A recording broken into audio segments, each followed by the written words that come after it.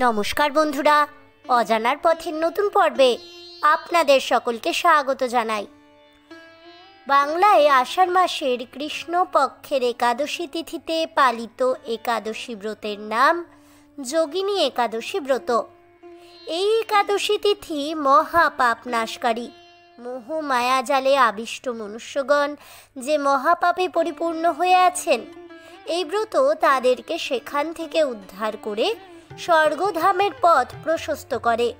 বলতে গেলে এই মহাপুণ্য প্রদায়ী একাদশী তিথি ভব সাগরের অতল গহ্বরে পতিত মানুষের উদ্ধার লাভের একমাত্র নৌকাস্বরূপ। এছাড়াও এই একাদশী ব্রত পালনকারীরা ভগবান শ্রীকৃষ্ণের অপার করুণা লাভ করে থাকেন। বন্ধুরা, সামনেই আষাঢ় মাস শুরু হতে চলেছে, তাই আমার আজকের এই বিশেষ পর্বে থাকছে আষাঢ় মাসের একাদশী তিথি যোগিনী একাদশী ব্রতের মাহাত্ম্য কথা বা ব্রত কথা। যোগিনী একাদশীর ব্রত মাহাত্ম্য কথা শ্রবণ করতে হলে অবশ্যই ভিডিওটি স্কিপ না করে শেষ পর্যন্ত দেখতে থাকুন। নমস্কার বন্ধুরা, অজানার পথের নতুন পর্বে আপনাদের সকলকে স্বাগত জানাই।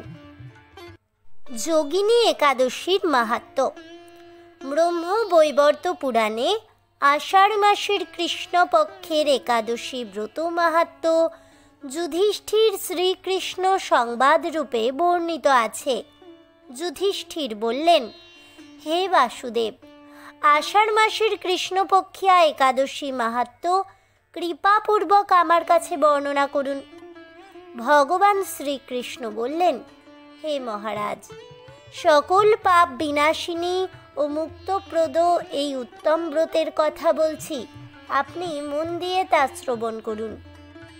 আষাঢ় মাসের কৃষ্ণপক্ষিয়া একাদশী যোগিনী একাদশী নামে খ্যাত। মহাপাপ নাশকারী এই তিথি ভবসাগরে পতিত মানুষের উদ্ধার লাভের একমাত্র নৌকাস্বরূপ। ব্রত পালনকারীদের পক্ষে এটি সর্বশ্রেষ্ঠ ব্রত বলে প্রসিদ্ধ। এ প্রসঙ্গে আপনাকে একটি পবিত্র পৌরাণিক কাহিনীর বর্ণনা করছি। অলকা নগরে শিবভক্ত পরায়ণ কুবের নামে এক রাজা ছিল।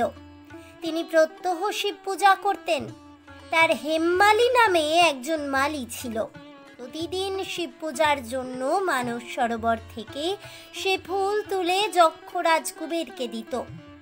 বিশালাক্ষী নামে হেমমালীর এক পরমা রূপবতী পত্নী ছিল। সে তার সুন্দরী পত্নীর প্রতি অত্যন্ত আসক্ত ছিল। একদিন সে তার স্ত্রীর প্রতি কামাসক্ত হয়ে পড়ল।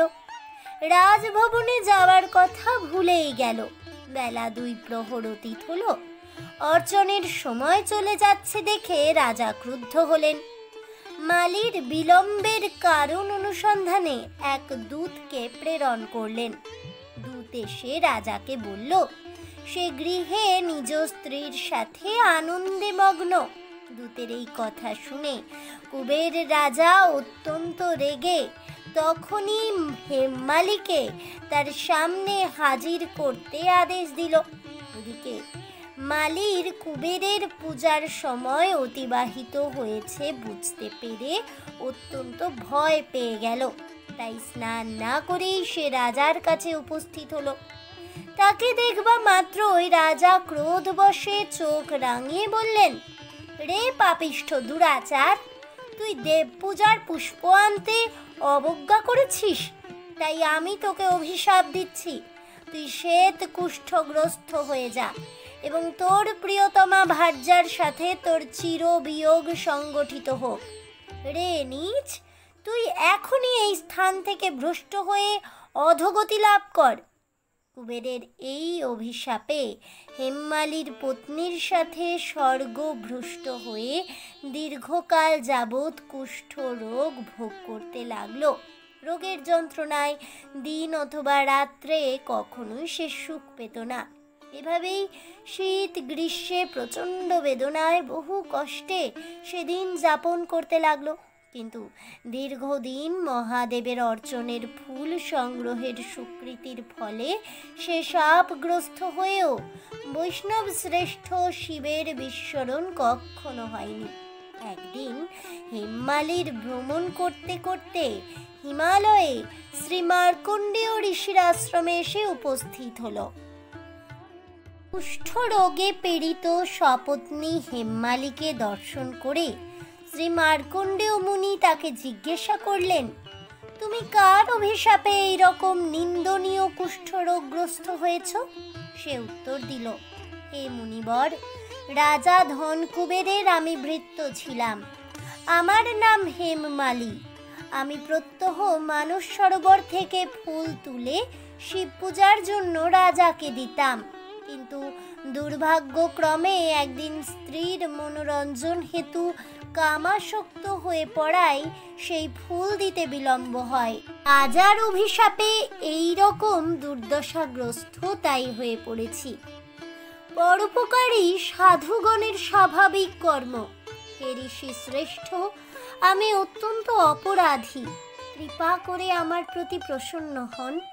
তখন দয়ার্দ্র চিত্ত মার্কণ্ডেয় মুনি বললেন, হে হেমমালি, তোমার মঙ্গলের জন্য শুভ ফল প্রদানকারী এক ব্রতের কথা উপদেশ করছি।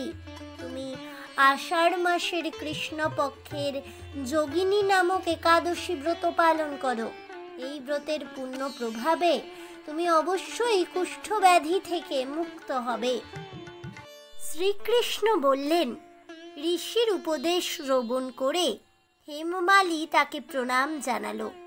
পরে অত্যন্ত আনন্দে ঋষির আদেশ মতো নিষ্ঠার সঙ্গে যোগিনী একাদশী ব্রতটি পালন করল। এইভাবে হেমমালি সমস্ত রোগ থেকে মুক্ত হলো ও পত্নী সহ সুখে জীবন যাপন করতে লাগলো। হে মহারাজ যুধিষ্ঠির, আমি আপনার কাছে এই উত্তম ব্রত উপবাসের মহিমা কীর্তন করলাম। এই ব্রত পালনে ৮৮,০০০ ব্রাহ্মণকে ভোজন করানোর সমান ফল লাভ করা যায়। যে ব্যক্তি এই মহাপাপ বিনাশকারী ও পুণ্য ফল প্রদায়ী আষাঢ় মাসের যোগিনী একাদশীর ব্রত কথা পাঠ ও শ্রবণ করে, সে অচিরেই সর্বপাপ থেকে মুক্ত হয়। অথ যোগিনী একাদশী ব্রত মাহাত্ম্য কথা এখানেই সমাপ্ত হলো। জয় পরম পুরুষ ভগবান শ্রী বিষ্ণুর জয় হোক। জয় হোক ভগবান শ্রীহরি শ্রীকৃষ্ণের। জয় হোক আষাঢ় মাসের যোগিনী একাদশী ব্রতের। জয় হোক সমস্ত হরি ভক্তগণের। হরে কৃষ্ণ কৃষ্ণ কৃষ্ণ হরে হরে, হরে রাম রাম রাম হরে হরে, রাধে রাধে। এই বলে আমার আজকের ভিডিওটি আমি এখানেই শেষ করছি। তাহলে বন্ধুরা, আষাঢ় মাসের যোগিনী একাদশী ব্রতের ব্রতকথা বা ব্রত মাহাত্ম্য কথা শ্রবণ করে আপনাদের কেমন লাগলো অবশ্যই আমাকে কমেন্টে জানাবেন। ভিডিওটি ভালো লেগে থাকলে লাইক শেয়ার করতে ভুলবেন না। আমার চ্যানেলের নতুন বন্ধু হয়ে থাকলে চ্যানেলটিকে সাবস্ক্রাইব করে দেবেন। পাশে থাকা বেল বাটনটি প্রেস করে রাখবেন নতুন ভিডিওর নোটিফিকেশন পাওয়ার জন্য। ফিরে আসছি পরবর্তী ভিডিও নিয়ে। ততক্ষণ সবাই ভালো থাকুন, সুস্থ থাকুন, আর অবশ্যই সঙ্গে থাকুন আর দেখতে থাকুন অজানার পথে।